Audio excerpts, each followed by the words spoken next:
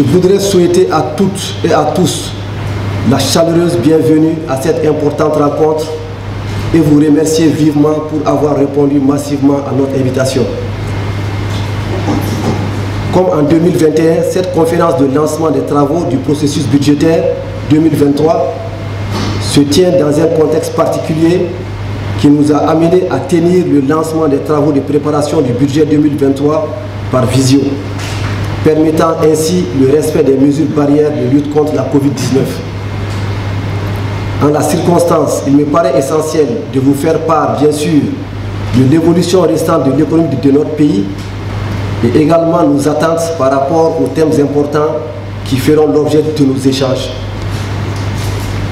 Mesdames et messieurs, après la contraction de 2020 liée au Covid-19 et aux conséquences de la situation sécuritaire, l'économie malienne a renoué avec la croissance en 2021, qui devrait s'accélérer en 2022 et 2023 pour atteindre respectivement les taux de 3,1% et de 5,2%. L'inflation demeure maîtrisée nettement inférieure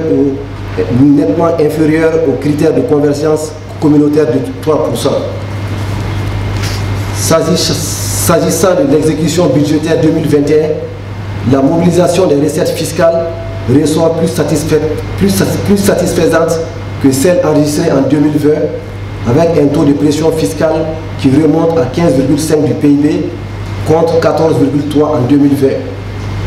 L'exécution des dépenses a été contenue dans la limite des dépenses prévues, soit 29,5% du PIB, contre une prévision de 25,8% en 2020. Le niveau de déficit budgétaire est ressorti à 4,7% du PIB, nettement meilleur que la prévision qui était de 5,5%.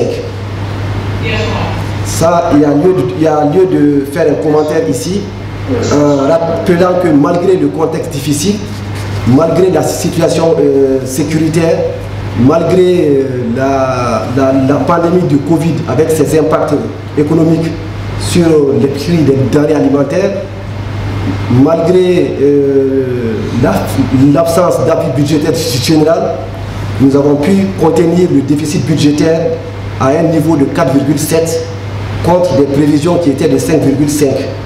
Et dans le même temps, cela n'a pas impacté le taux de croissance qui est ressorti à 3,1 contre moins 1,2 en 2020. En ce qui concerne l'année budgétaire 2022 en cours, en dépit du contexte actuel caractérisé par des sanctions économiques et financières disproportionnées et illégales prises par la CEDEAO et l'UEMOA contre le Mali, le gouvernement travaillera à l'amélioration de l'exécution budgétaire, poursuivant ainsi le double objectif d'intensification de la mobilisation des recettes intérieures, de maîtrise des dépenses tout en maintenant la croissance. Mesdames et messieurs, en 2023, les perspectives macroéconomiques indiquent une reprise de l'activité économique avec un taux de croissance réel attendu de 5,3 contre 3,5 en 2022 et un taux d'inflation stabilisé autour de 2%. Toutefois, la prudence sera observée en matière de politique budgétaire. La politique budgétaire vise un objectif de déficit budgétaire de 4,7 du PIB en 2023, compte tenu de nombreux engagements du gouvernement, notamment dans le cadre de l'amélioration des conditions de vie des travailleurs et de la population en général. Il reste entendu qu'à moyen terme, la politique budgétaire s'inscrirait dans la dynamique de revenir progressivement aux critères de convergence communautaire de 3%. Cette stabilité macroéconomique doit donc être consolidée et renforcée à travers une meilleure planification budgétaire pour une croissance économique durable et inclusive. Mesdames et messieurs, la présente conférence abordera 3 thèmes importants pour le processus budgétaire 2023, à savoir l'articulation entre la réforme budgétaire et la réforme administrative, enjeux et défis, la pratique de l'évaluation des programmes, forces et faiblesses des outils du dispositif et l'animation du dialogue de gestion au cours du processus budgétaire, acteurs, processus et enjeux. Aussi, je voudrais vous inviter à examiner avec une attention toute particulière les différentes approches afin d'assurer une meilleure prise en charge de ces problématiques dans le processus de budgétisation en mode programme. Mesdames et messieurs, avant de terminer, permettez-moi d'une part de remercier l'ensemble des partenaires techniques et financiers qui nous accompagnent dans la mise en œuvre de notre politique budgétaire.